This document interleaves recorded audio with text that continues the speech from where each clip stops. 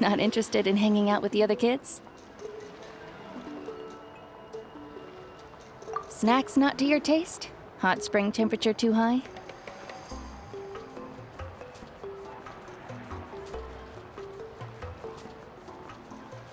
None of the above, huh? I heard you were the one who cleansed the abyssal power yesterday. You sensed it, didn't you?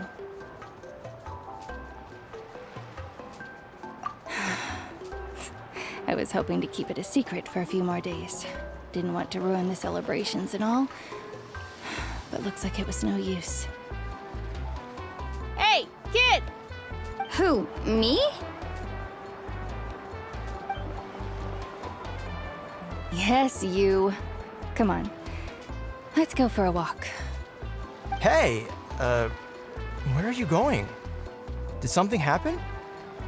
Just going to get some air. It's too noisy in here. You have fun. We'll be right back. Oh, and there are extra snacks in that box over there if they need replenishing. Baked them all fresh this morning. All right, sounds great.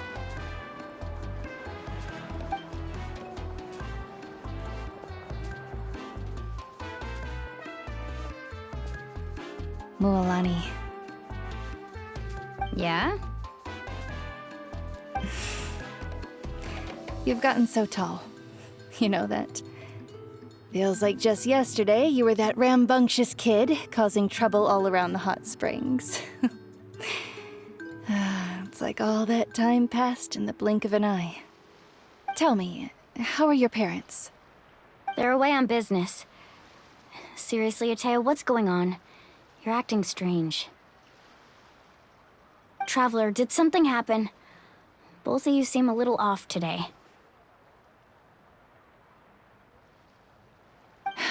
I guess I should explain.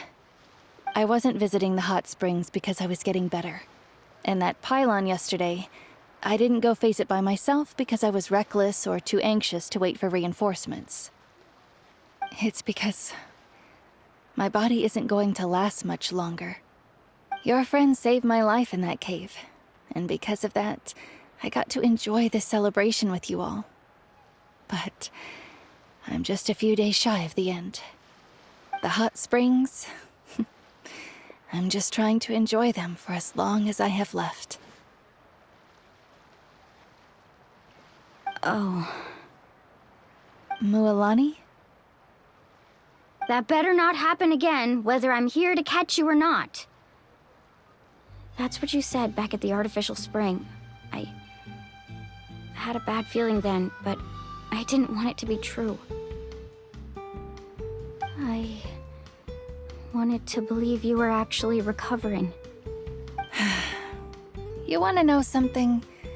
Recovery, death, to me, the two aren't all that different. Both are worth celebrating. You've never been resurrected, so you might not understand. But Death and I, we're old pals by now. There's nothing sad about being reunited with an old friend. I lived with regret for a long time. Regret that my illness meant I could no longer take to the front lines, especially as our nation slid deeper into crisis. But yesterday, I was finally able to let go of that regret. Not only because I found the strength to fight the abyss, even at the end of my life, but because I got to see you in action, Mualani. Seeing you out there, it made me realize that I don't need to worry about our tribe or our nation's future. You have the capacity to bring us all together. Even if I was never injured, old age would still take me one day. But I've done what I needed to do. The future is in your hands now. Just remember, whether in life or death, I am always with you. I understand. Seems like you've given this a lot of thought, Atea. Thank you for telling me all this. I'll do everything in my power to protect our tribe, our nation, and live up to the example you set for me. Good. Oh, and if any of you have the chance to meet with the Archon, could you give this to her for me?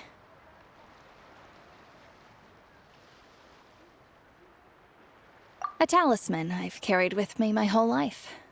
It may seem strange to say while I'm still alive, but just think of it as a relic I'm leaving for her. It's brought me good fortune in battle. Even after I became too sick to fight, I never took it off. Just tell her it embodies fond memories and my strength of will. She'll know what I'm trying to say. Don't worry. We'll make sure she gets it. All right. That's all I wanted to say. Let's head back to the party. No use spending what little time I have left being sad.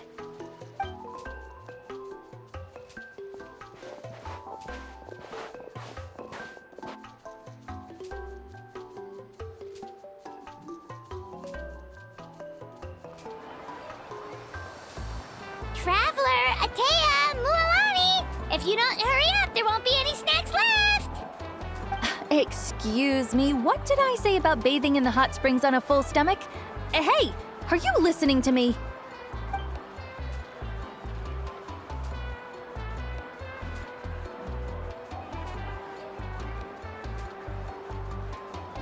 Life is a journey in which there's no turning back. So forge ahead and don't hold back.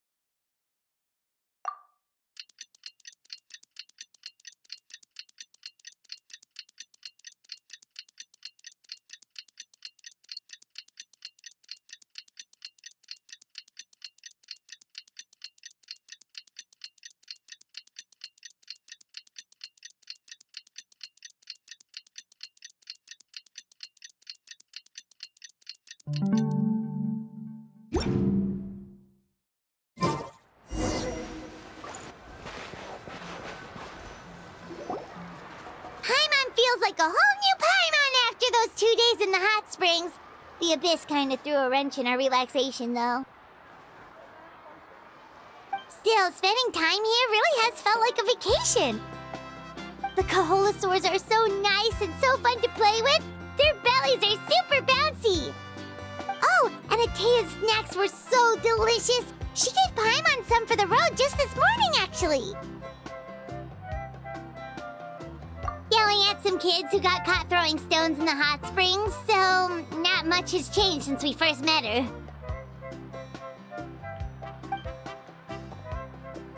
Hey, you guys. Sleep well last night? Yep, this area is so nice. Glad you like it. I was thinking of taking you guys out to do some sea fishing. Later tonight, we can eat whatever we catch. Fresh fish is absolutely delicious right off the grill. Hey, Mualani! Yeah? What do you need?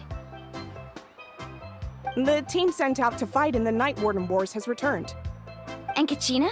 Is she back as well? Kachina fell in battle.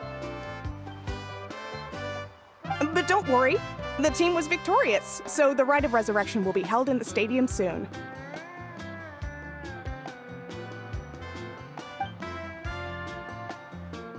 That's a relief. The Abyss is cunning, and it was her first time. Mistakes are bound to happen. Exactly. She deserves to hold her head up high. All right, thanks for letting me know. We'll head out in a bit.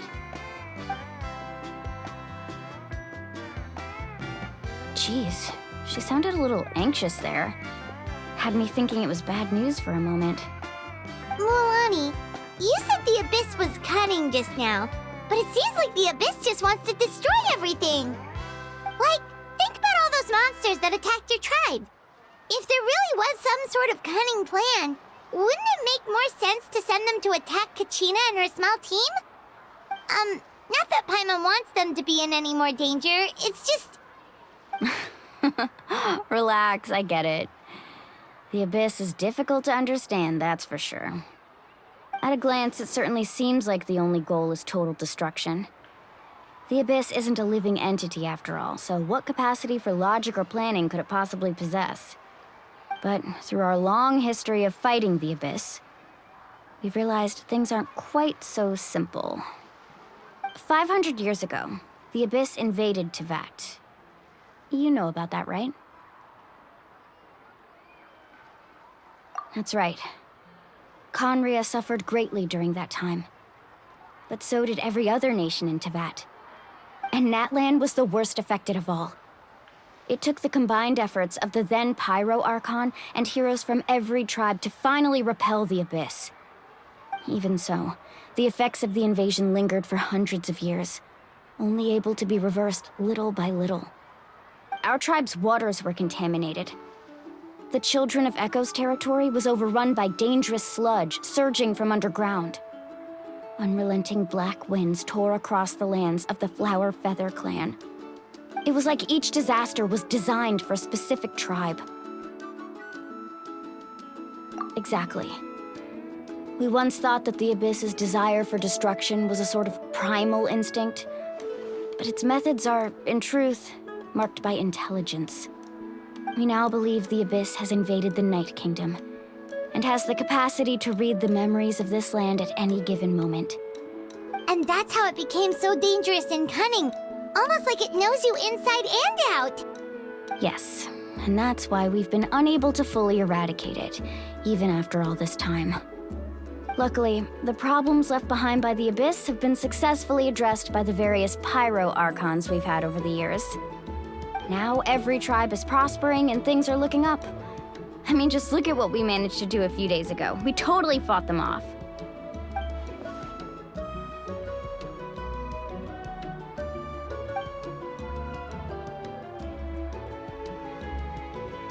You must have had to sacrifice a lot to get to this point.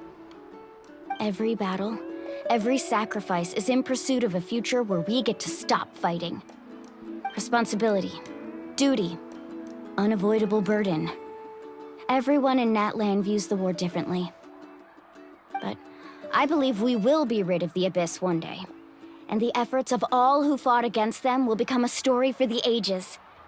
To think that my name could survive in ballads passed down to future generations, it's kind of romantic. Everyone has something that drives them forward, you know?